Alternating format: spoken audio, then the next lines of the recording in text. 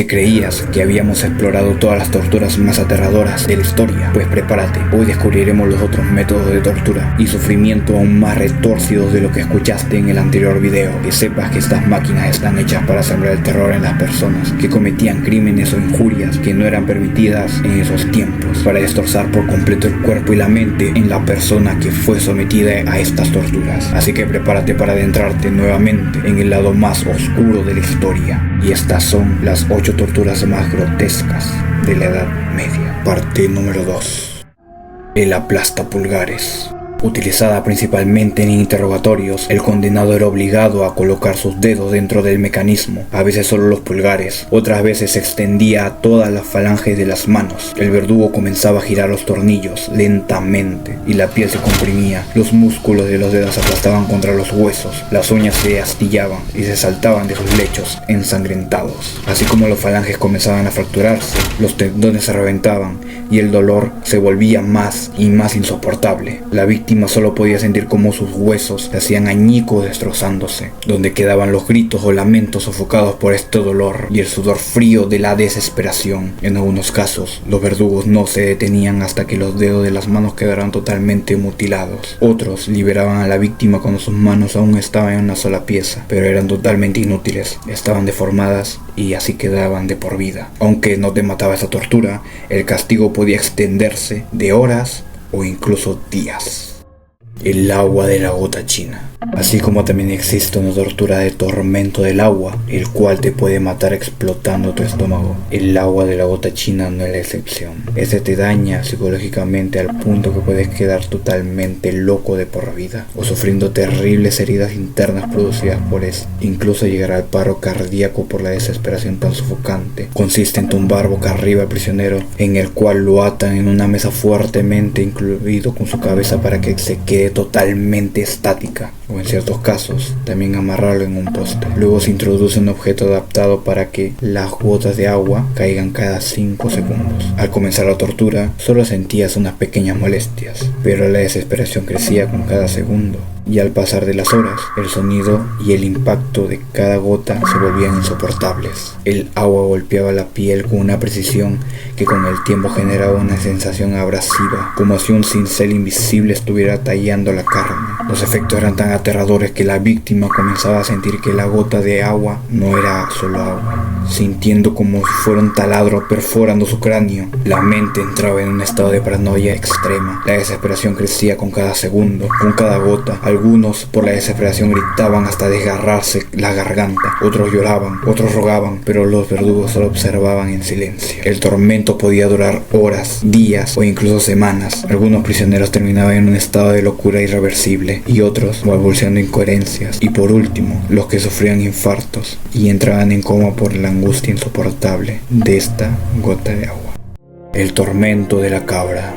Esta es una de las torturas más originales y crueles que se pudo haber inventado. Consistía en que la víctima era inmovilizada tirada sobre la mesa y sus pies eran atados con fuerza, y frente a los pies del condenado se encontraba una cabra, un animal dócil aparentemente, pero este tenía un rol. Los verdugos untaban los pies del prisionero con sal, una de las cosas que más disfruta la cabra. Y para que sepas, la lengua de las cabras no son para nada suaves. Es áspera, rasposa, rugosa como el papel de una lija. El animal lame la sal con una obsesión frenética. Al principio el condenado puede sufrir una sensación de cosquilleo. Con cada lamida, la planta del pie comenzaba a irritarse, a pelarse. Más y más comenzaba a sentir un dolor para que pronto se abra desgarrándose completamente, llegando hasta incluso el hueso. Era tanto el dolor que la víctima experimentaba, comenzaba a desesperarse, a gritar o llorar, e incluso los prisioneros fallecían antes de que la lengua pudiera llegar hasta el hueso.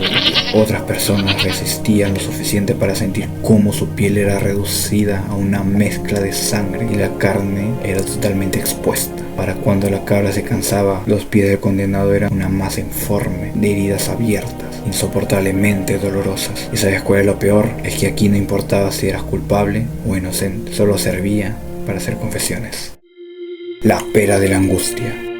Este objeto de metal tenía forma de pera, dividida en pétalos y con un tornillo en la base. Esta era colocada en la boca, en el ano o en la vagina del condenado, pero esto dependía del acto que había cometido, ya que si era por ser homosexual, una bruja, o cometer injurias contra la religión. Al momento que comenzaba la tortura, se introducía el tornillo y este lentamente se iba girando para que la pera comenzara a expandirse. Si se usaba en la boca, los dientes se quebraban, la mandíbula se dislocaba, la lengua podía ser perforada o arrancada. El condenado no podía ni siquiera ni gritar, en el cual solo se escuchaban gorgoteos de dolor y el crujir de los huesos fracturándose. Cuando se insertaba en la vagina o en el ano, era un efecto aún más doloroso. Los tejidos internos se desgarraban, los músculos eran forzados hasta el límite y en muchos casos los órganos internos sufrían perforaciones fatales. La víctima sufrió un dolor inimaginable antes de morir, desangrada o por una infección, porque la pera que utilizaban los condenados nunca eran lavadas. El tormento de la rata. Si creíste que el tormento de la cabra era totalmente aterrador de saber que por cada lamida la piel de tus pies serán desgarrados hasta llegar a los huesos, pues lo que estás por escuchar es mucho, pero mucho peor. Aquí no hay ninguna posibilidad de que pueda sobrevivir. Aquí el condenado era atado, tumbado sobre la mesa, colocaban una jaula abierta en la parte inferior del abdomen. Luego ponían a una rata totalmente hambrienta. Entonces, por la parte superior de la jaula, los verdugos comienzan a poner antorchas, o en otros casos, carbón hirviendo, lo que provocaba que el metal se calentaba rápidamente. Y cuando la rata esté sintiendo que su piel comenzaba a quemarse, comenzaba a desesperarse, a escarbar, a morder, destrozando los músculos, órganos o todo lo que se interpusiera en su camino. Los gritos desgarradores que desataba el condenado era un dolor inimaginable de sentir como una rata abría paso a paso a través de sus entrañas. Para el condenado no había ningún tipo de salvación, no una muerte rápida, solo el tormento inhumano de sentir como tu cuerpo se convertía en un laberinto de agonía hasta su muerte. El toro de Falaris.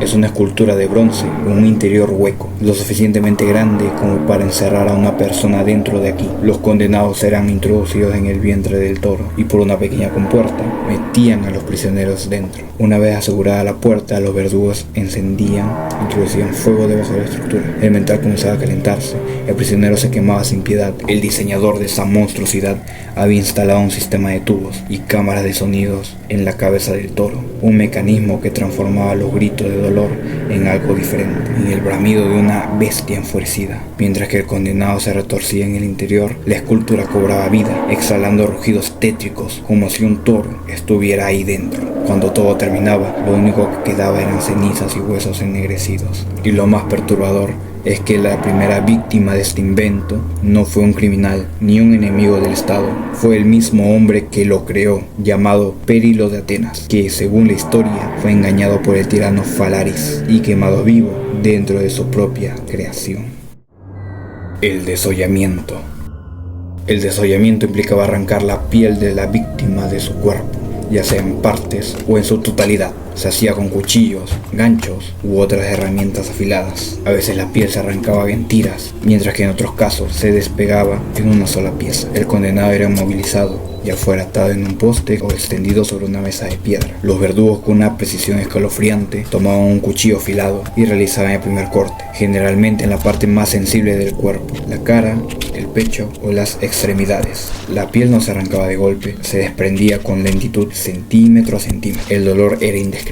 El cuerpo, privado de su protección natural, se convertía en un campo de carne palpitante. Cada roce de aire era una nueva tortura. Algunas víctimas morían en shock en los primeros minutos, pero los más desafortunados permanecían conscientes por horas, sintiendo como su piel era retirada, como si fueran capas de ropa. En algunos casos, la piel desollada se utilizaba como advertencia, colgada en las murallas de las ciudades, o incluso eran rellenadas de paja para exhibirla como un trofeo. El desollamiento no solo buscaba la muerte, buscaba el miedo entre las personas que cometían adulterio, infidelidades, traidores, criminales, herejes y en algunos casos funcionarios corruptos. El empalamiento.